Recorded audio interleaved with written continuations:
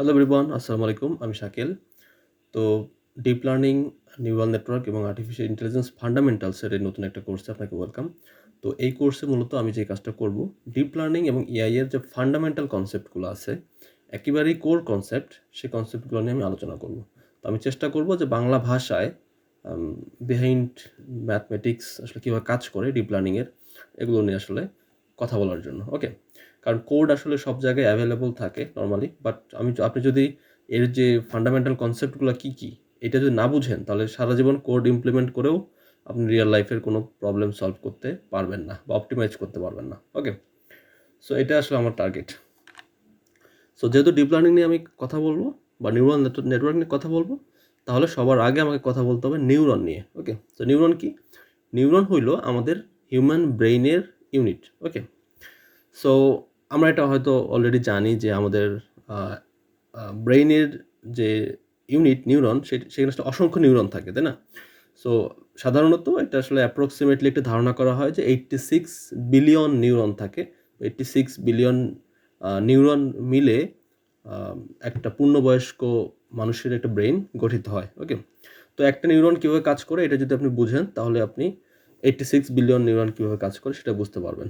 তো সাধারণত একটা নিউরনের আসলে অনেক পার্ট থাকে, বাট মেইন যে পার্টগুলা 4-5টা পার্ট আছে বা অংশ আছে, সেই অংশগুলো এখানে লেখা আছে, আপনি দেখলেই বুঝতে পারতেছেন। একটা হচ্ছে ডেনড্রাইট, আর এই অংশটুকু হচ্ছে কি সেল বডি বা সোমা ল্যাটিন, দেন হচ্ছে একজন, এবং সাইনাপস। সাইনাপস মানে হচ্ছে যে এখানে মূলত যেটা হয়, ইনপুটটা রিসিভ হয় মূলত ডেনড্রাইট দিয়ে, তারপর সকল প্রকার ক্যালকুলেশন মূলত হয় সেল বডিতে, তারপরে এখানকার যে আউটপুটটা, সেই আউটপুটটা বের হয়ে যায় একজন দিয়ে। তো একটা জিনিস মাথায় রাখতে হবে যে একটা নিউরনের যে আউটপুট, হ্যাঁ, তার মানে যে আউটপুটটা বের করতেছে, এখানে যে মানে সাইনাপস বন্ডের মাধ্যমে আরেকটা নিউরন যে ডেটাটা রিসিভ করবে, এইটা মূলত এর ইনপুট। মানে নেক্সট নিউরনের এটা হচ্ছে কি ইনপুট, আর এই নিউরনের ক্ষেত্রে এটা হচ্ছে কি আউটপুট। এটা আমাদের লাগবে। সো এই যে আর্কিটেকচারটা দেখলেন, আমাদের হিউম্যান ব্রেইনের যে নিউরনের আর্কিটেকচার, এটা মূলত 86 যে বিলিয়ন নিউরন আছে, প্রত্যেকের ক্ষেত্রেই আসলে এই সেম এভাবেই মূলত প্রতিটা কাজ হবে, এবং শুরু থেকে শেষ পর্যন্ত আসলে এই অর্ডারেই আসলে যাবে। ওকে? তো এটা যদি আপনি বুঝেন, তাহলে আমাদের আর্টিফিশিয়াল নিউরনটা বোঝানো আপনার জন্য সহজ হবে। সো দ্যাটস ওয়াই আমি এটা নিয়ে আসলে কথা বলছি। ওকে? সো আমাদের হিউম্যান ব্রেইনের উপর বেস করে যে আর্কিটেকচারটা আসলে মূলত এখানে দেয়া হয়েছে, এখানেও মূলত একটা নিউরন, এখানে যেমনটা ছিল একটা নিউরনের আর্কিটেকচার, এখানেও ঠিক সেম একটা নিউরন, একটা নিউরনের আর্কিটেকচার এখানে। সো এখানে যেটা দেখানো হয়েছে সেটা হচ্ছে যে এটা একটা আর্টিফিশিয়াল নিউরন।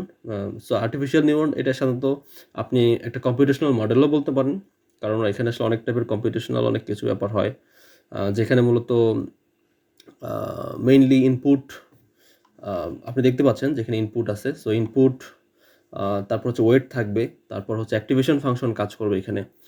সো বেসিক্যালি যে কাজটা হয় মূলত সেটা হইল যে আমাদের যে ইনপুট থাকবে, সেই ইনপুট এবং ওই ইনপুটের সাথে যে ওয়েট থাকবে, সেই ওয়েটটা আসলে মাল্টিপ্লিকেশন করতে হয়।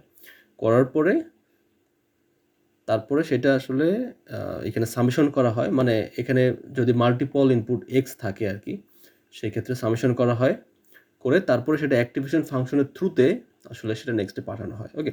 তো দেখেন এখানে আপনি হয়তো বা এটা দেখে হয়তো বা অতটা ভালো বুঝতেছেন না, বাট এটা দেখলে আই থিঙ্ক বুঝবেন যে এখানে দেখেন এই অংশটুকু দেখেন, wait W1 X1, that means প্রথম যে ইনপুট X1, এর সাথে একটা ওয়েট থাকবে, মানে প্রতিটা এক্সের সাথে একটা করে ওয়েট থাকবে।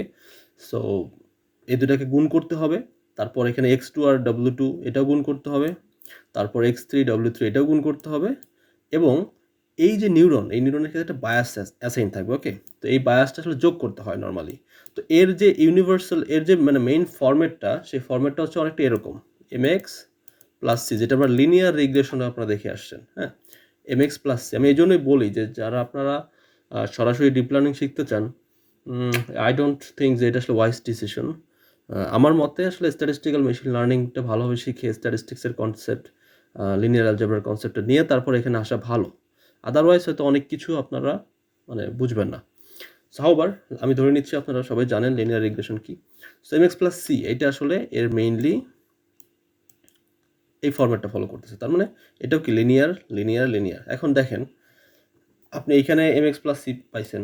সরি, আপনি এইখানে যদি আপনি নিউরাল নেটওয়ার্কের কথা চিন্তা করেন সেক্ষেত্রে w আর x হিসেবে মানে weight and feature sorry X এইভাবে আপনি কথা বলতে পারেন, যেহেতু আমরা নিউরাল নেটওয়ার্ক নিয়ে কথা বলতেছি।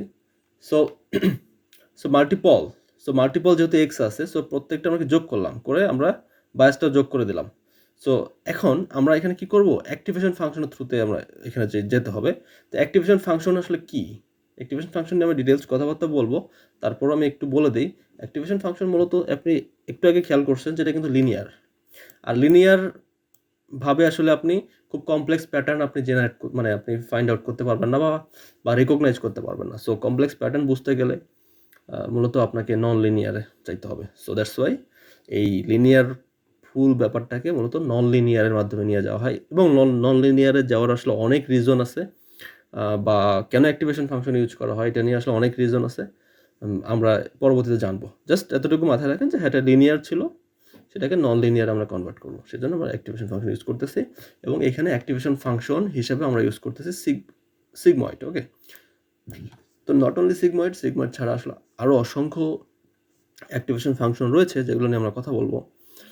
সো দেন এ হয়তো আউটপুট দিবে আপনাকে কোনো একটা প্রবাবিলিটিক ভ্যালু, সেটা 0 থেকে 1-এর মধ্যে, এবং ওইটাই আসলে সাধারণত আউটপুট। কারণ যেহেতু সিগময়েড ইউজ করা হয়েছে, তার মানে বোঝা যাইতেছে এটা হচ্ছে কি একটা ক্লাসিফিকেশন প্রবলেম, এবং হচ্ছে সেটা কি বাইনারি ক্লাসিফিকেশন নর্মালি। কারণ মাল্টি ক্লাস ক্লাসিফিকেশন হইলে সাধারণত আউটপুট লেয়ার আসলে ইউজ করা হয় মূলত সফটম্যাক্স, নট সিগময়েড।